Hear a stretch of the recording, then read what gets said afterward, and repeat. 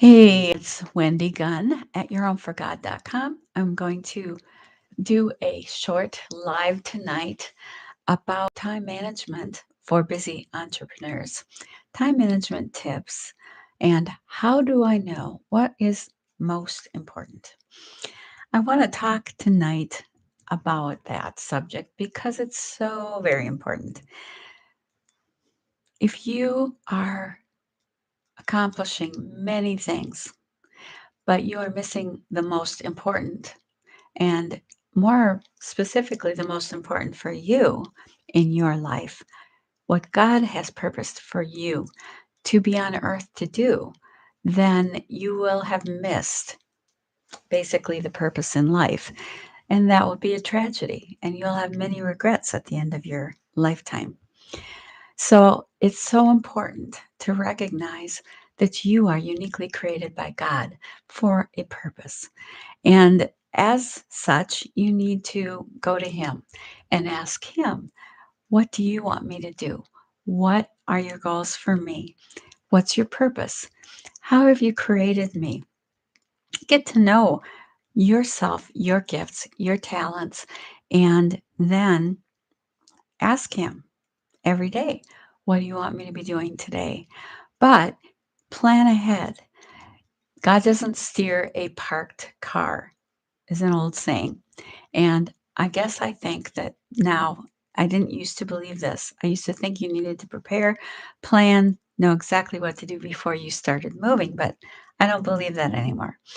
I really do believe that if you are committing your time and your schedule and your goals to God, you're praying, you're in the Word, you're praying every day, and you're asking Him to guide you. He's going to. And then just go forward. Do the next thing, do those things, but intentionally. And so, planning for the next week ahead of time, talked about that in previous videos. Planning every week, I think, is really important. Having a calendar, a monthly calendar, weekly calendar, and daily calendar. To do list. Yes, I do believe in a to do list. As I've gotten older, naturally, my memory isn't as good as it used to be. But even if you've got a superb memory, it's really a good idea to write out what you have to do and then prioritize that list. A, B, C, most important being A's.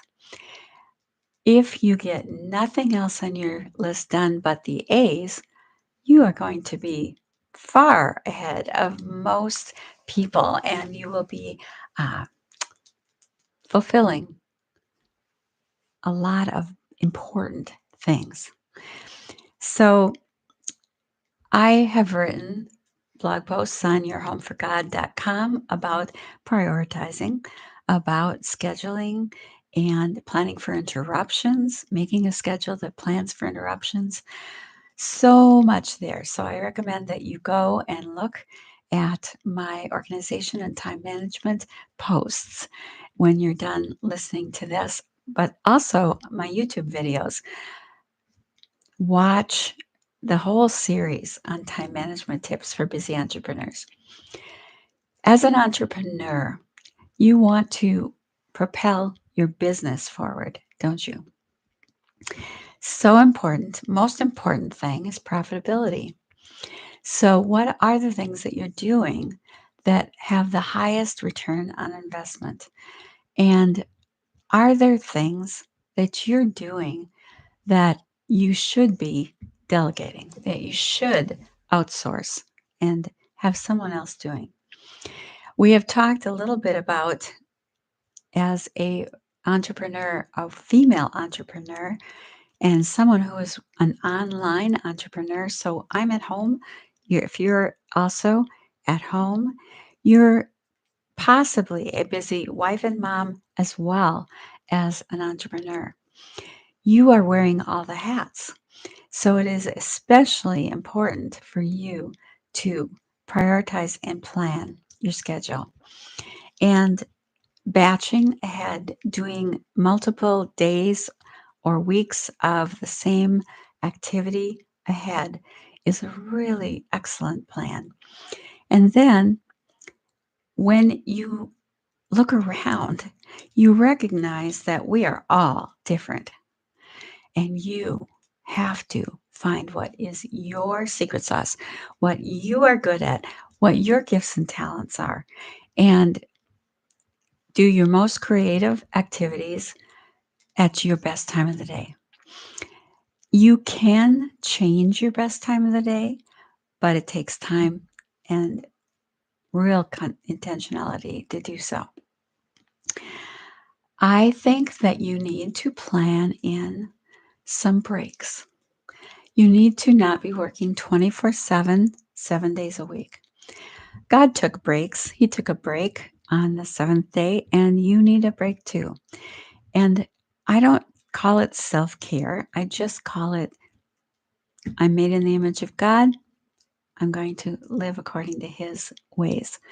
So you will be more productive if you take breaks. I've mentioned the Pomodoro app, and I find it to be very helpful. It has 25-minute segments of time where you're focused, and then a 5-minute break. And after, I think it's 4 times of focused activity, you have a 15-minute break.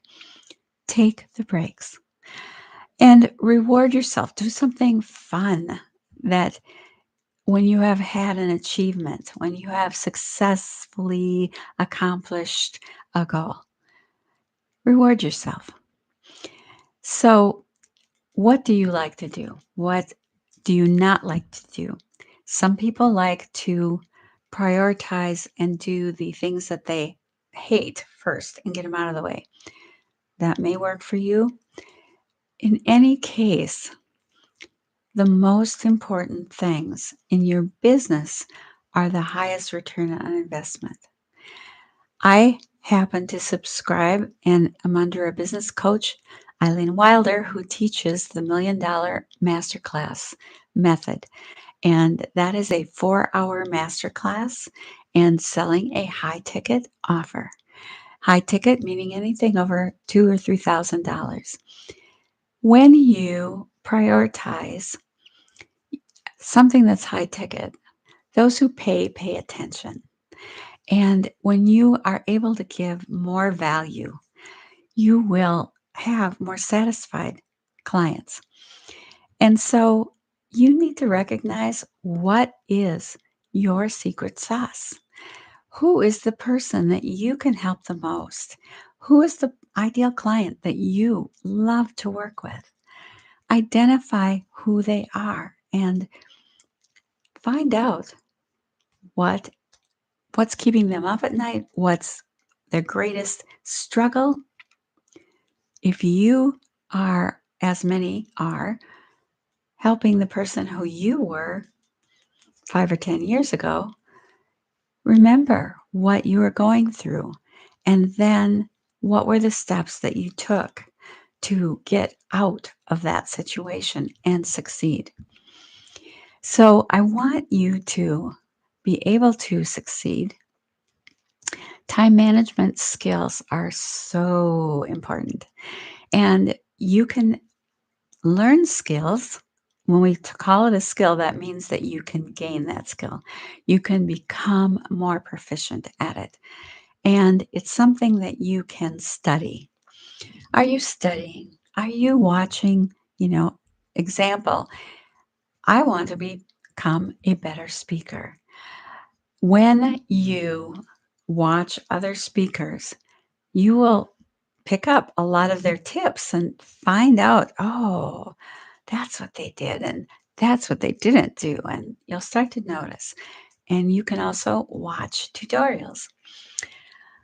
I remember back when I was younger and I pushed myself to get up on stage because I knew that this was something I was going to want to do.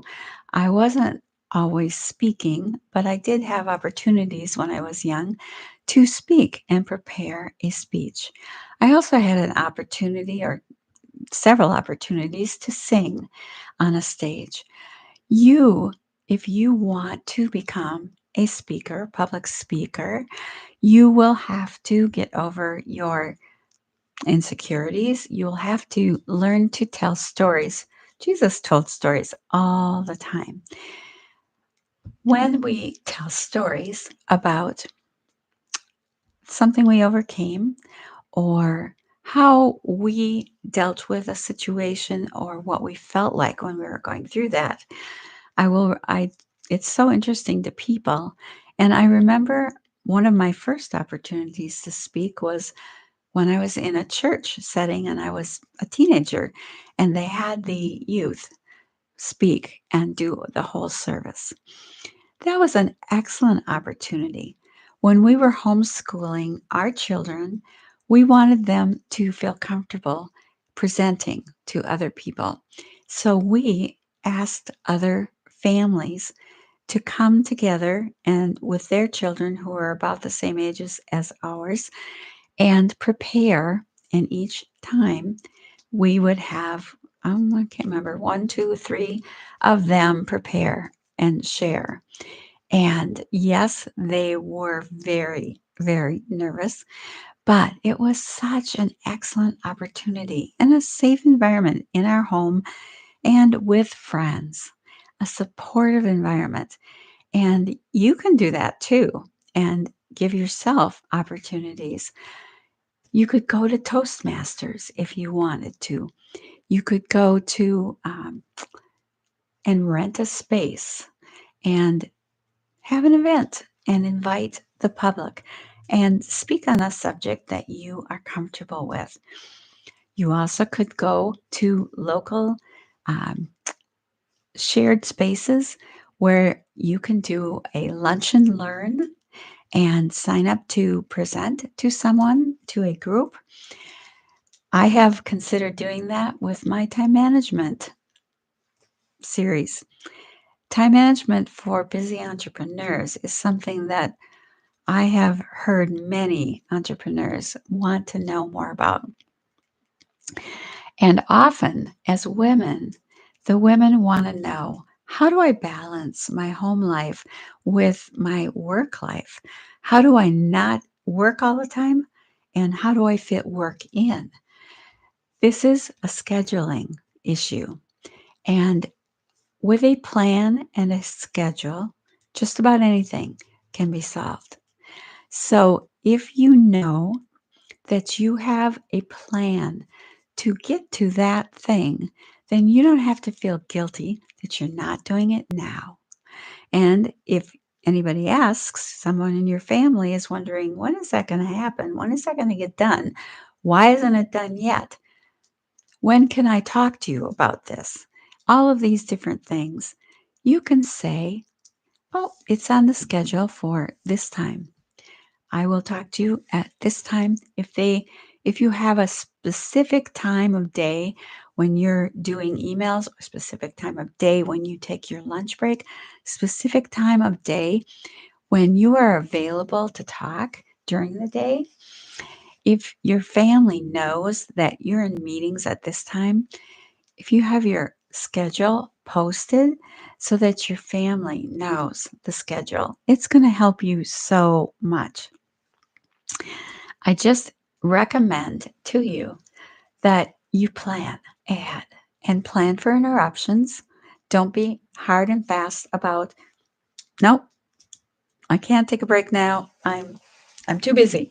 Well, perhaps there's a time for that, but if you can take 30 seconds to answer a question, that might work. And if your schedule isn't so rigidly planned, excuse me, isn't so rigidly planned that you can't take a break, a 5-minute break here, 5-minute break there, you will be happier for it. So, prioritizing, praying for God's will and His direction, and He will lead you, making sure you're in the Word and prayer every day, and planning your schedule, your weekly and daily schedule, prioritizing ABCs and doing the A's. Make sure you get the A's done. And don't plan every second. try to keep in your family whatever is most important. Is it evenings? Is it weekends? Make sure that those are sacred and you have time for your family. It is very, very important. Perhaps you are a mom of young children. Maybe you can have a local gal in the neighborhood, young gal, come and watch the kids for a block of time so that you can work undistracted. You will get a lot done when you know you have this much time to do it. Maybe you will need to get up earlier than the rest of the family. Maybe you will find that your best time is later at night and you will get a lot done in an hour later because you're a night owl like me. But there is a way to get it done. And I recommend that you journal and you see what works. Also, a time log where you record what you're doing is really helpful. And then color code and see, what am I spending all my time on?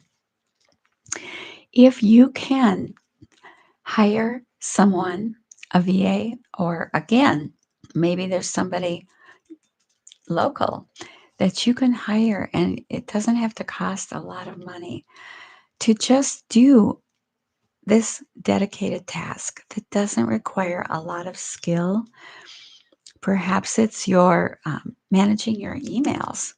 And if you have canned responses that this kind of email gets this response, this kind of email I have to see, this kind of email, this response, this kind of email, send out this reply. It will simplify, and having these systems in place will make life so much easier. Having standard operating procedures is so important, and knowing how to manage all these different tasks, so important. We've talked so much about that, and I hope that this has been helpful to you, but I want to keep this short. But thank you for joining me, and I hope that you will find that you are getting the most important things done by prioritizing and asking the Lord first what to do. This is Wendy Gunn at yourhomeforgod.com.